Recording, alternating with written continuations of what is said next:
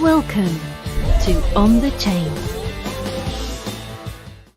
We had John Deaton on with Charles Payne, and he's been all over. I just love the coverage that this is getting, and people are starting to wake up. Let's get to it, everybody. Here we go. Let's listen in here again, man. I just love the profile that this is getting. And John Deaton, what a warrior, man. What a warrior.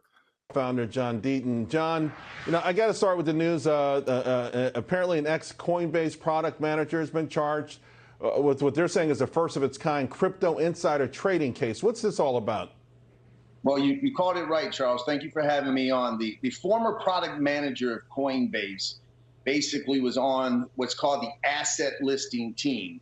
And that's basically, they get to pick which crypto assets are going to be listed on Coinbase. Now, most importantly, he had information of when the public announcement of that listing would be made. And there's this phenomenon, Charles, called the Coinbase pump. Basically, as you can imagine, when a new coin gets listed on the largest exchange in the United States, there's a pump. And he was providing this information and tipping his brother and his friend as to when these announcements were going to be made, and they engaged in that trading. Any chance he could use the Nancy Pelosi defense?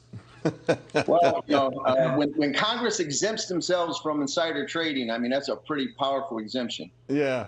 Hey, I want to stick with this Wild West theme because Congressman Tom Emmer said this week that the SEC is still actively pursuing cryptocurrency entities, and doing so, they're going beyond their authority, right? He says that Gary Gensler and the director of enforcement sent a sweep letter or sweep letters to jam them into a violation that is presumably prohibited. I mean, what is the deal with the SEC in this urge to just dominate this space? Well, I got to tell you, I believe Congressman Emmer is on to something. He wouldn't have just made that up. When you couple what he was saying with the fact that Gary Gensler has doubled the enforcement division for crypto-related assets, it makes sense. But what they're doing, apparently, Charles, is they send these voluntary industry sweep letters, which is voluntary, to ask for information. And what Congressman Emmer brought out was that the SEC engages in what's called extra-jurisdictional requests. They don't have any business sending voluntary requests to these companies, and they're voluntary. If I'm on the attorney for one of these companies, I say don't cooperate because they don't have jurisdiction, and they're not supposed to hold it against you, but they do. Yeah. And the director of enforcement said something dangerous. He said, quote, "We are not limited to our jurisdiction when it comes to subpoenas." They're not limited, right? So it's like we're all powerful, Jeff. Complete overreach. We will do whatever we want. You know what I like about John Deaton? What I've noticed when he's on these things, he's about a half step away from kicking the living daylights out of somebody. Like he's about level, like just open it up. But he's kind of keeping it. Because the passion is flowing, and he's got so much. He's carrying 68,000 people on XRP holders and 100,000s of behind that. It's just the passion just exudes, comes through his veins. It's amazing, man. Yeah, and there you go, Ozzy saying, fighting the good fight, Mr. Deaton, and 100%. Think about, again, we talked about this a little bit the other night on Wednesday, just kind of referencing, Deaton coming on the show for the first time when he first, announced the case.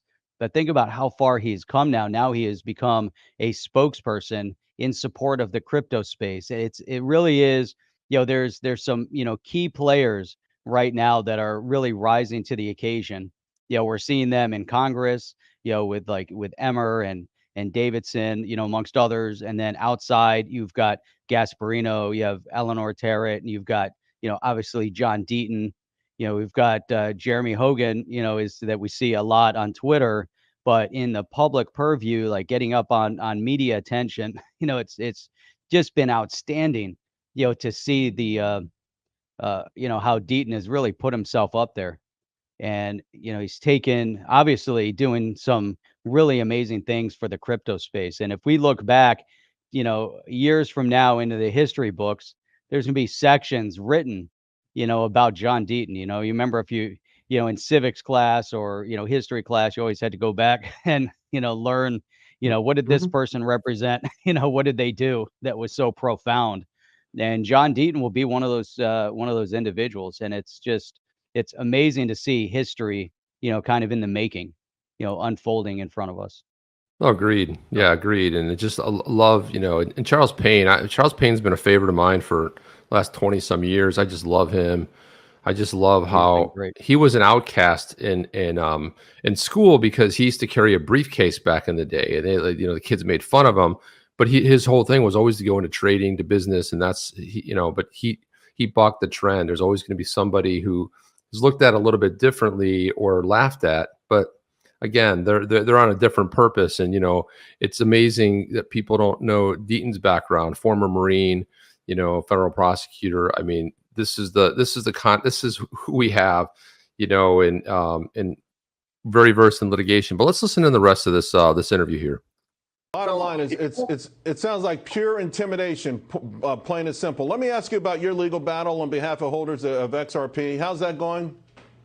Well, talk about the Wild Wild West, Charles. I can't talk about the underlying issues, but the SEC has asked the judge to throw me off the case and to revoke amicus status to my clients. They're doing that on the eve of summary judgment motions being filed next month, which is the most important part of the case, as you can imagine. So that's where we're at now. Last time we spoke, you had like 68,000 in this class action suit. What's the number now?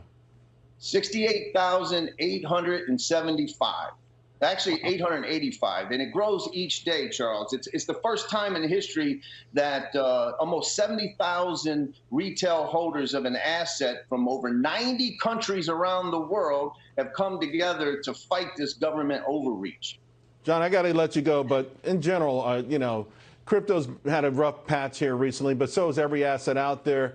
I actually have been more impressed with Bitcoin and some of these others now, coming through this, than I was even before this. I mean, is this something we can take positives, we can take away from the way things have been handled?